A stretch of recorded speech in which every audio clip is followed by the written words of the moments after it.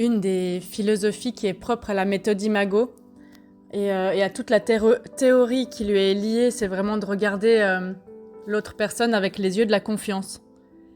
Qu'est-ce que ça signifie ? Ça veut dire que je laisse grandir la personne là où elle va et dans qui elle devient, et j'arrête de l'enfermer dans qui elle était, de la regarder avec des yeux comme la personne qu'elle était il y a 6 mois, il y a 10 ans. Et en faisant ça, on se laisse grandir en fait. Dans notre famille de manière générale ou dans le lien avec nos proches et toutes les personnes qu'on connaît ou qu'on côtoie depuis un certain temps, les amis d'enfance par exemple qu'on connaît depuis 10 ans, 15 ans, 20 ans, 30 ans parfois. On a tendance à recevoir de ces personnes des messages implicites, explicites, qui nous enferment dans une manière d'être, un comportement. Et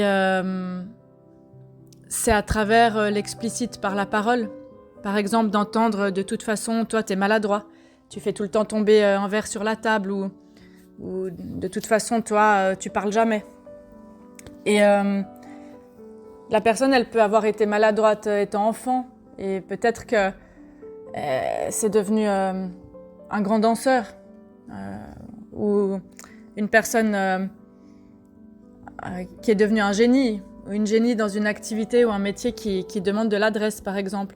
Pourtant, à l'heure actuelle, au présent, elle ressent encore le message de ce cercle de personnes qui la replace à l'exact endroit où elle était avant. Et c'est assez désagréable de recevoir ça. Et quand on chemine, qu'on travaille sur soi et qu'on continue à être vu et perçu dans une version de soi qui n'existe plus ou qui existe peu, ou alors qu'il y a beaucoup d'efforts qui sont mis pour sortir de cette version-là de soi, ça peut être blessant. Parfois, la personne, elle a tellement évolué, travaillé sur elle, pour parvenir au résultat là où elle est aujourd'hui. Et parfois, ça se fait naturellement par des expériences de vie aussi.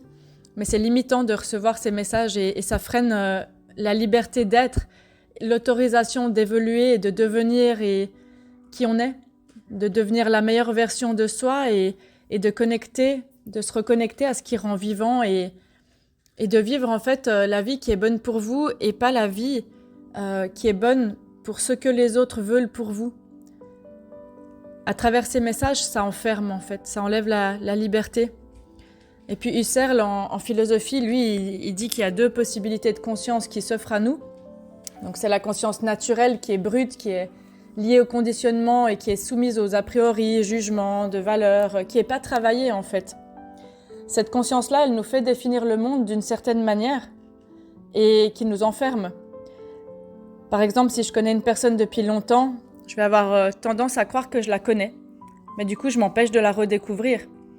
Et Husserl, lui, il invite en fait à réformer notre regard, à prendre un nouveau regard, à le convertir, à le transformer comme si on regardait la personne dans une découverte permanente de ce qu'elle est là aujourd'hui, de ce qu'elle a à partager, à apporter, de ce qu'elle devient. Et si je suis un touriste qui regarde le pays que je visite avec les yeux de mon pays d'origine, qu'est-ce que je découvre du nouveau lieu dans lequel je suis ? Est-ce que je peux m'émerveiller en faisant ça ? Qu'est-ce que je vais apprendre que j'ai pas déjà l'impression de connaître ? Ça enterre la curiosité de s'enfermer là-dedans. La deuxième possibilité de conscience de Husserl, c'est la conscience phénoménologique qui se travaille, qui apprend à se connaître elle-même. C'est pas quelque chose qui est inné pour la plupart des êtres humains. C'est quelque chose qu'on va conquérir en faisant le choix au quotidien d'abandonner sa façon habituelle de voir les choses. C'est-à-dire que je vais apprendre à plus voir avec mes idées préconçues les choses, à travers mon prisme, mes conditionnements, et j'apprends à voir ce qui est, ce qui advient, ce qui devient, et ce qui se présente en fait. Un exemple de ça assez concret et pour comprendre, c'est si j'étais à l'école primaire avec une personne avec qui je m'entendais pas, quand on avait 10 ans par exemple. Et là, je vais à une soirée, j'apprends que cette personne est là et tout de suite, dans mon préconçu, dans mon conditionnement, je peux me raconter l'histoire, de me dire « Oh non, pas cette personne, mince, j'ai pas envie de la voir, je l'aime pas ». Ou alors, je peux faire le choix de redécouvrir cette personne dans qui elle est devenue et être étonnée. Et souvent, et parfois même, étonnée en bien. Quand je tente de suspendre mon jugement J'essaye d'accueillir le phénomène ou la personne à l'instant T. Et j'enlève mes propres projections, ce que j'avais projeté qu'il allait se passer, ce que j'avais projeté que la personne allait faire ou dire. Et puis du coup, je peux, en travaillant ça, comme c'est pas inné, je peux commencer à rester en face, là, au présent, en face de la personne, sans être en train de réfléchir en même temps dans ma tête ou à projeter sur elle tous les contenus qui ont rien à voir avec elle ou avec l'instant. Et ça me sort de ma tour de contrôle. Donc finalement, ça vous permet de vous apaiser d'émotions négatives qui ont pu être liées à une situation, à une personne dans le passé. Et la curiosité, elle revient quand on fait ça, et ça met de la vitalité, ça met de l'entrain. Donc en fait, cultiver les yeux de la confiance, c'est une espèce d'attitude constructive qu'on peut mettre en place dans nos liens au quotidien et de mettre entre parenthèses quand on échange avec une personne qui est chère à notre cœur, toutes les croyances, les convictions, les savoirs précédents, l'analyse, la rationalisation pour parvenir en fait au sentir, à l'accueil de ce qui est là. Et là, je peux m'émerveiller de ce que devient la personne.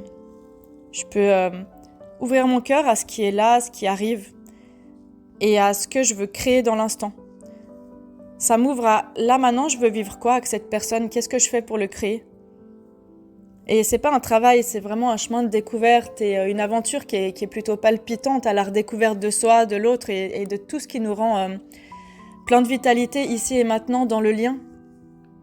La méthode Imago, de manière générale, elle permet de créer cet espace dans une bulle de sécurité en soi, entre les deux personnes, pour pouvoir s'accueillir mutuellement avec de la bienveillance, de la tendresse. Dans le fil du temps qui avance, vous pouvez cultiver les yeux de la confiance sur votre partenaire, vos amis, vos enfants, votre entourage, vos collègues, avec un regard qui dit « Je te redécouvre en permanence. Je suis curieux, curieuse de toi. Qui deviens-tu ? Qui es-tu à l'instant ? J'explore ce que tu deviens et je t'encourage à retrouver ce qui te fait vibrer toi. » Ça, c'est l'un des plus beaux cadeaux que vous puissiez offrir. Avec votre temps, la présence, c'est l'un des plus beaux cadeaux que vous pouvez offrir.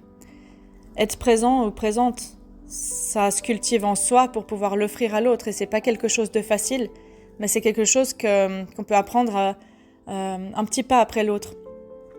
Et moi, je vous invite vraiment, pour le mois à venir, de regarder vos proches vraiment avec un nouveau regard, un regard de confiance qui dit « Je sais que tu peux soulever des montagnes, je sais que tu peux aller où tu veux, je sais que tu es capable. » Comme si c'était la première fois et que je mettais des papillons magiques dans mes yeux à dire « Waouh, tu peux tout faire. » Et j'ai confiance en toi.